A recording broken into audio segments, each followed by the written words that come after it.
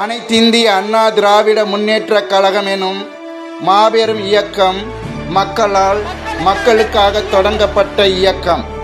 இந்த இயக்கம் தோல்வியுறும் பொழுதெல்லாம் அதிலிருந்து மீண்டும் எழுந்து மாபெரும் வெற்றியை பெறும்.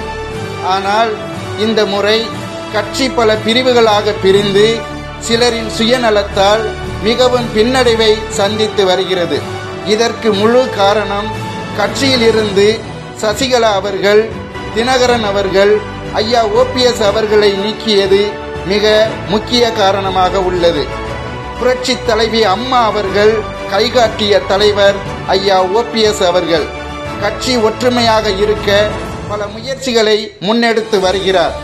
கட்சியில் புரட்சி தலைவர் MGR அவர்கள், புரட்சி தலைவி அம்மா அவர்கள் இல்லாத சூழ்நிலையில் பிரிந்தவர்கள் அனைவரும் ஒன்றிணைந்தால் கழகம் மகத்தான வெற்றி பெறும் என வலியுறுத்தி வருகிறார்.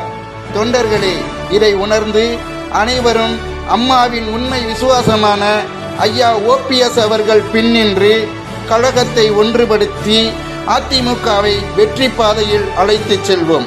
அலைகடல் என ஆர்ப்பரித்து வாருங்கள்.